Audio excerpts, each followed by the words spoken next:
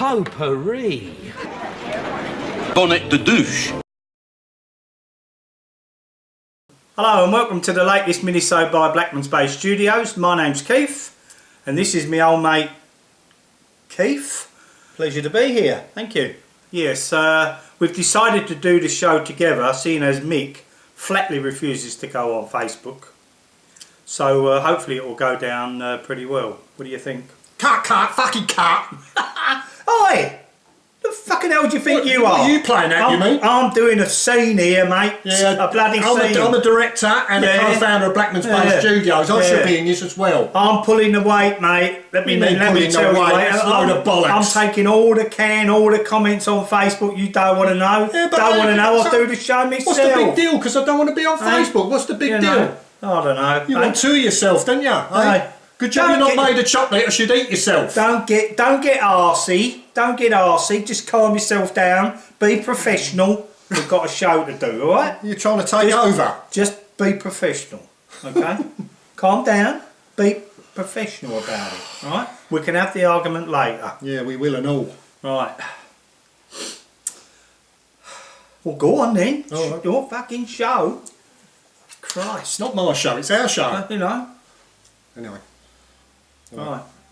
Hello and welcome to Blackmans Bay Studios. My name's Mick and this is my old mate Keith. And in the latest of our minisodes, we thought we'd do a bit of catching up, didn't we, Keith? Yes, we've done quite a few stories on people around the traps, and there's a few little stories. We've done so many now though that we don't remember what we've done and what we ain't done, have we, without going through them all. So if you've heard the stories before, that's fine. I'm sure there are plenty of people out there who haven't seen these minisodes who will probably enjoy it, won't they? Yeah. Yes. Yeah. So hopefully you'll spend some time to have a bit of a laugh with us, eh? Yeah. You know. Yeah. Well, we're going to start off with Mick. I'll tell you what I wanted to start off with. Stevie Banwell. Now I know we've done a thing on the Banwells, didn't we? We did a thing on the Banwells. I want to do a bit on Stevie Banwell because not many people know that me and Steve done jury service together. And it was almost like you've seen the film 12 Angry Men, haven't you? Yeah. Great film, isn't it? Yeah, it is actually. Fonda. It's a very good film. Yeah. Henry Fonda starred in it, or was it Bill Beach? One of them, you know. So, anyway, one of them starred in it. And so it's a good film. Anyway, so me and Steve, we get pulled up to do jury service. I was desperately hoping that we'd get a long murder trial because I was earning more money on the jury service than I was working for Deadman. Yeah, this ain't hard, is it? Yeah, well, ain't hard, you know, yeah. So anyway, so me and was talking to Steve one day. He said, anyway, we both got jury service together, so we travelled down to Croydon, both as jointly. So when we get there, and it's not like you see on the telly, you know. So anyway, we got pulled into a jury room. They take 40 odd jurors in. You listen to the charges, and then they pick out a jury. Then you go off. But cut a long story short, Steve and myself got picked on the same jury out of the 12, and so did the geezer. Do you remember the big bloke who used to run the toy shop round Cotmondine? What's his name? Yep. Now I don't know whether he was a councillor or like a warden. You know, he was always that authoritative figure, weren't he? You know, years ago. Anyway, so he's on our jury as well. Anyway, story was bloke nicked a load of fencing from Wimpy's and a broom, right? And a broom, and anyway, so they've done him up, but he's pleaded not guilty. His barrister was absolutely fantastic. This geezer's barrister, but just regarding the broom, that case that got dropped because they brought a bloke in from Wimpy's, and he said to the bloke in Wimpy's, "How many brooms have you got?" And he said, "Oh, thousands." He said, "You lose many of them?" He said, "Oh," he said, "our blokes leave them all over the place." Anyway, so that got dropped. So this geezer was living on a new housing estate, and what he'd done, you know, Wimpy's were putting new fencing up. Instead of buying it, he's thieved a bit. I mean, I've got no problem with that. Problem was they had these couple of cops who gave evidence who were clearly lying, and everybody knew they were lying. The judge even directed that they were lying, So anyway, again, go in the jury room. You've got the geezer, the councillor bloke. He's self-appointed himself foreman. You know, there's always one. Oh no, he was right in there. You know, I'll be the foreman. You know, so that was, and he was quite a big bloke, wasn't he? If you remember. Anyway, so he's a foreman. I'm sitting to his right there. We're going around the table like that, and Stevie Bamble's on his left over there, like that. So he said, well, let's go round the table, see what we all think then. I said, right, lovely. He said to me, what do you think? I said, not guilty. He said, oh. I said, those two coppers lied. I said, look, they've lied through their teeth. I said, not guilty. Sorry, that's it. Woman, not guilty, not guilty, not guilty, not guilty. All the way around the table, Stevie Bamble. I don't know, I think he's guilty. You know, oh, for fuck. You know, like it's just one bloke in it, and it was actually Steve. So after about a 3-minute argument, you know, Steve said, all right then, not guilty. And we was out of the jury room in under 7 minutes. And the judge couldn't believe it. I mean, you know, didn't even have time to have a cup of tea, the judge. When he came back in there, it was a not guilty verdict, but it was actually it was almost like a world record jury thing, what me and Steve did. And we only had the one case. I was well disappointed. Shall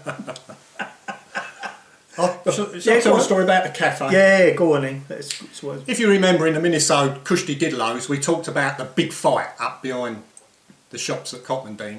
Well, there was another big fight, and this time it was in a cafe over Isleworth. Me and Keith were working over there. Up 7:30 in the morning, mate. Yeah, we used to have a full English breakfast and then go at work and work right the way through. Anyway, we got over there one morning. Who's sitting in there? Johnny Lewis, Dave Lewis and Graham Bryant. So said our hellos, sat down. Masons were there as well. Were they? Yeah, they was oh, there, right, yeah. okay. Said our hellos, sat down. And there was this argument going on, two blokes. One was about in his 50s, the other bloke was about our age, in his early 20s. And it was getting a bit heated. And I don't know if you know Johnny Lewis, you know what I'm talking about. He's got a great sense of humour, really, really quick with the gags. Anyway, this argument started getting a bit heated, didn't it? Yeah. And Johnny Lewis stood up in the cafe and shouted out, I'm giving 6-4 on the old bloke. So we all started laughing, and then everybody started watching these blokes, but they was oblivious to it, weren't they? Yeah. And it started getting the pushing Pushing and and shoving. yeah. And it culminated in the young bloke getting the old bloke round the neck. I'll just demonstrate if I may. And I'm not exaggerating here. He went like this, and he went. Johnny Lewis stood up and went, look at that, slow motion left hook. Oh, the cat just collapsed. It was rocking her up 7:30 in the morning. It was hilarious. Yeah, it was. That was the second big fight. It was funny. We mentioned, you know, Mick just mentioned the punch up. The Partridge went on a Beano and down to Margate, as you would, you know. Of course. So we're all outside the Partridge on this Saturday morning, probably, I'm guessing, 7:30 to get the coach. And there's quite a few of us here.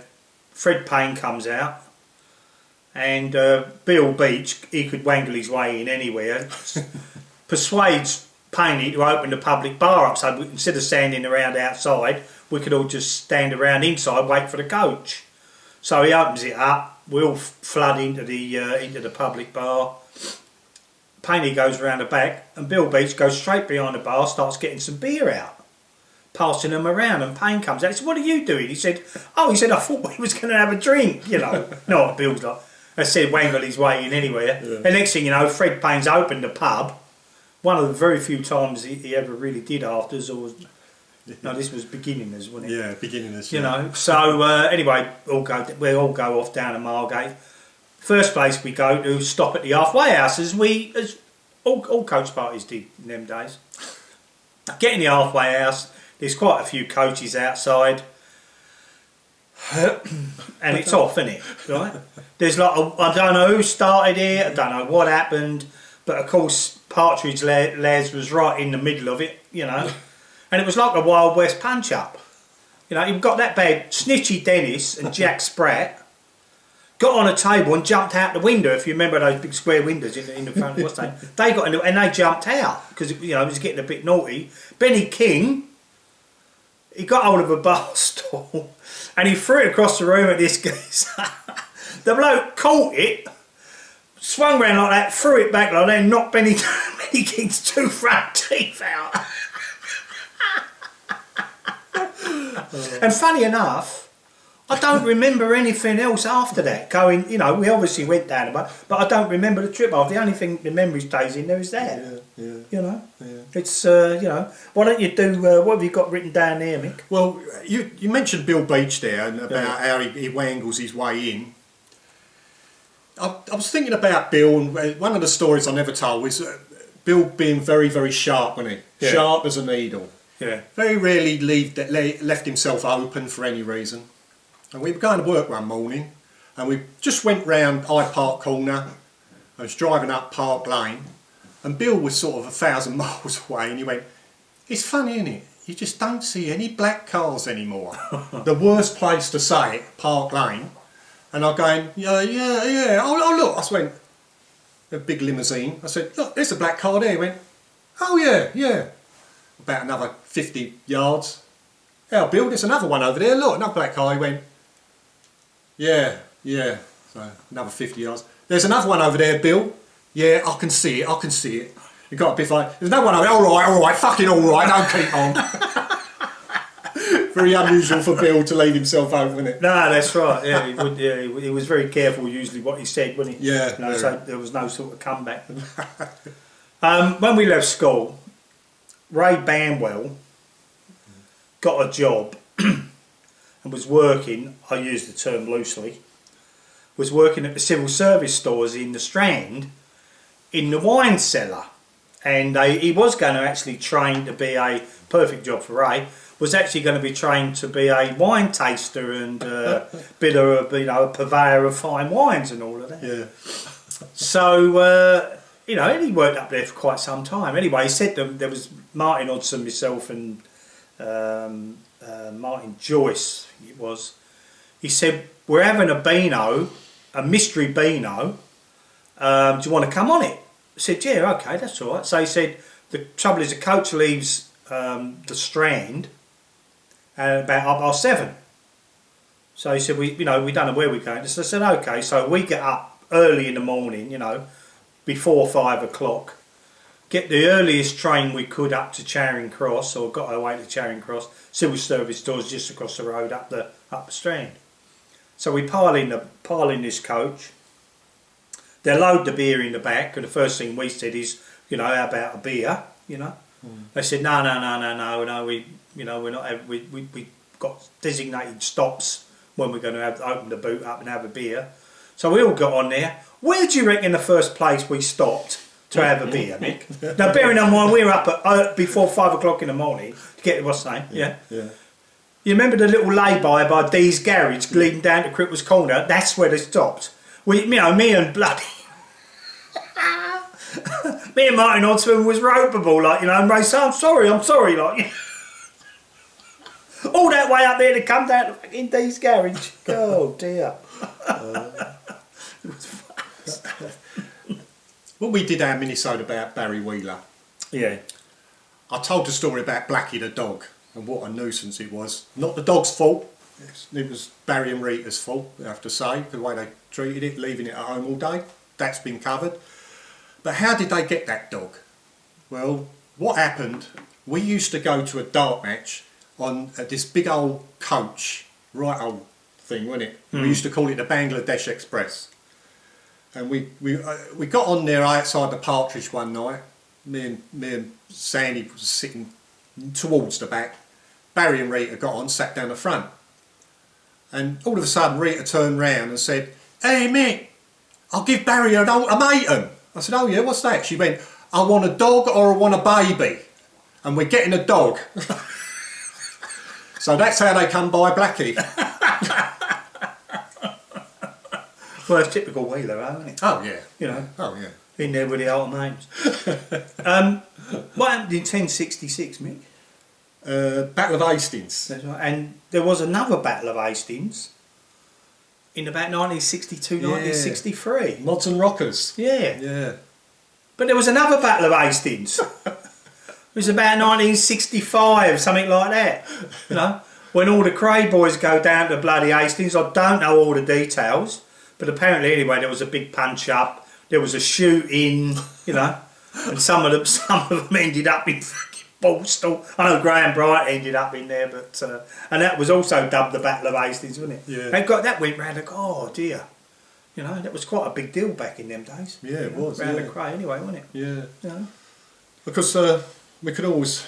It's a bit of a theme running through this week. Well, Yeah. Myers Steakhouse. Yes, yes. Myers Steakhouse over Welling. I can't remember what it was. It was some stag night. I can't remember whose it was. But it was decided to go over to Myers Steakhouse, and there was Paul Mulby, Keith, myself, Terry Hodson, Graham Bryant, Bobby Mason, and I think Jimmy Rye. Jimmy Rye was yeah. there. Yeah. And there's an upstairs at Myers, and we went upstairs. It was quite a few. I mean, we're talking sort of 11:30 now at night, and it was quite full. Went upstairs, and there was a big table down the back and the people that were sitting on it were just getting up and leaving, and they were pissed, weren't they? Yeah. All of them. They was about our age, maybe a little bit older, but they was pissed. Paul Mulby with single file walking through the tables, and one of the blokes goes up to Paul Mulby and goes woo like that to him, and Paul ignores him. Then it was Keith. He went up and went woo. He actually went up, he said to me, "What's it all about, Alfie?" That's what he said to me, you know. Well, next was Terry Hodson and then me. And then he went up to Terry Hodson, and I'm standing behind Terry, his big bloke, and I just see that. Next thing I know, this bloke's gone flying on this table. He's just, before he had a chance to say or do anything, Terry's hitting. Anyway, the bloke that was just about leaving, he turned round and he had a suit on and he unbuttoned his jacket and grabbed Brian. Leapt on him and was all over him. Like a and rash. Bobby Mason was going, "Graham, stop it! Graham, stop it!" And it was like his dad. Like, anyway, things calmed down, and then Well, Terry Hodson went round all the diners and apologising, you know, saying very, very sorry and all of that, you know. And then this woman who was getting a bit hysterical, you know, she said, animals, and old Jimmy Rice said, "Let's be fair, the old boy did try to nut him, didn't he?" He said, "Did try to nut the old boy, didn't he?" but old Terry made me laugh. He was walking around looking like a mate of D, didn't he? Because he's quiet spoken normally, he's very well spoken, you know, and he's going around apologising profusely to everybody. But no one left, did they? No one got up and said, "Oh, I'm not going to stay here." You know? And then the manager came in, and it was all, that was it, wasn't it? Nothing. He just left, and that was it. Yeah, it's amazing, isn't it? There was I'm not sure if we've done the stories about old Joe Hunt. Remember? Does it? People must know old Joe. Remember old Joe Hunt? You know. And anyway, he was telling me one day he had a next door neighbour who was a right fussy bitch. You know, she was on to him for everything, and Joe, he really didn't give a shit what happened in his garden, did he? And his garden was all overgrown and dandelions everywhere. You know.